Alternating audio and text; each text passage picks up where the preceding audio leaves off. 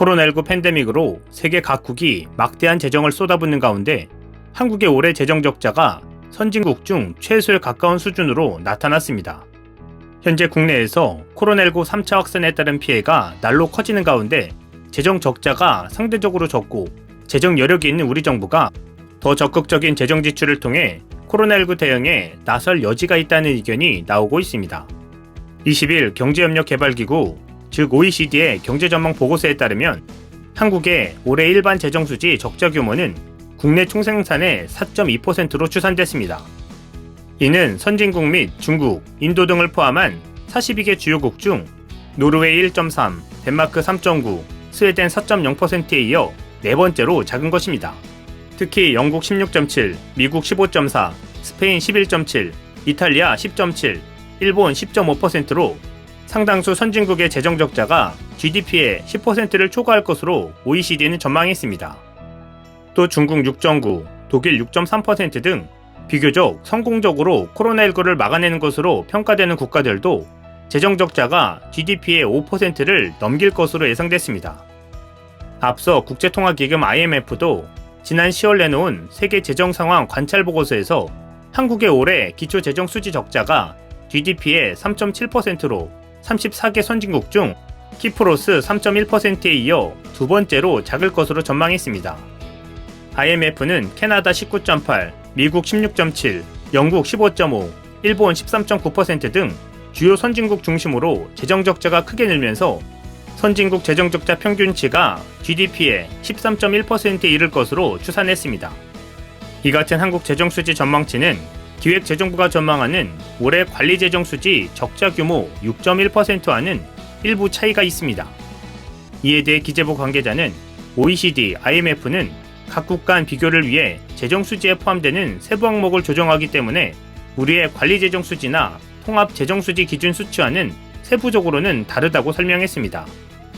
이처럼 한국 재정 적자가 상대적으로 적은 것은 세계 코로나19 피해 규모가 눈덩이처럼 커지면서 각국이 전쟁 시기에 버금가는 수준으로 막대한 재정을 쏟아붓고 있기 때문입니다. 누적 확진자가 1,747만 명, 희생자가 31만 명을 넘긴 미국은 그간 4차례에 걸쳐 총 2조 8천억 달러, 약 3천조 원 규모의 경기부양 예산을 투입한 데 이어 의회가 9천억 달러, 약 990조 원 규모의 경기부양 예산 합의 초읽기에 들어갔습니다. 그 결과 월스트리트저널은 미국 2020 회계년도 재정 적자가 GDP의 16.1%로 2차 대전 당시인 1945년 이후 최대를 기록했다고 전했습니다. 이에 따라 IMF는 올해 코로나19에 대응한 선진국의 재정 지출, 감세 등 재정 부양책 규모가 GDP의 9.3%에 이르는 것으로 추정했습니다.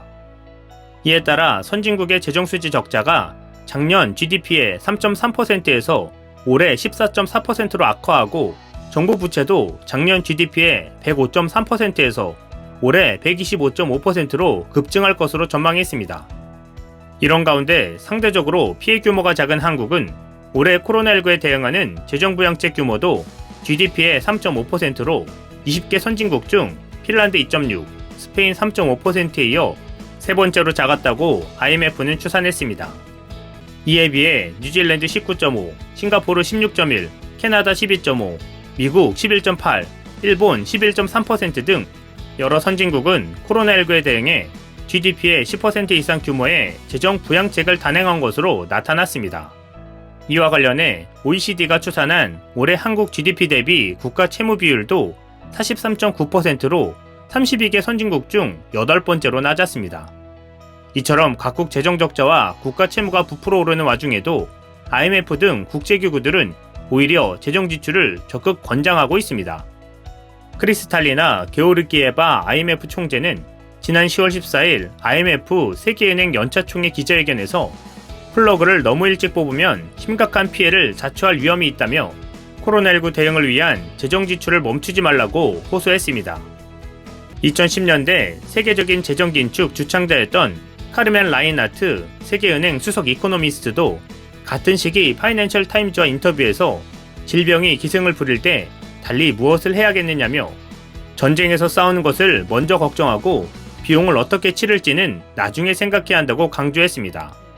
IMF는 코로나19를 맞아 향후 2년간 재정 승수가 고점을 이루면서 세계 선진국 및 신흥국이 GDP의 1% 규모의 공공 투자를 늘리면 GDP 2.7% 성장과 민간 투자 10% 증가를 유발해 직간접적으로 2천만에서 3,300만 개의 일자리를 창출할 잠재력이 있다고 분석했습니다.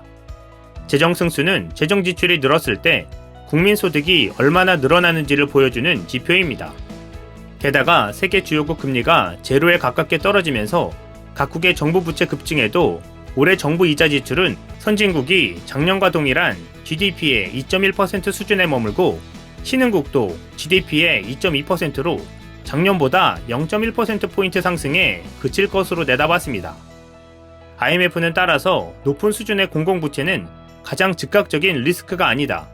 단기간의 우선사항은 재정 지원을 섣불리 회수하지 않는 것이라며 장기적인 경제적 상처를 제한하고 회복을 지속하기 위해 재정 지원을 최소한 2021년까지 지속해야 한다고 권고했습니다.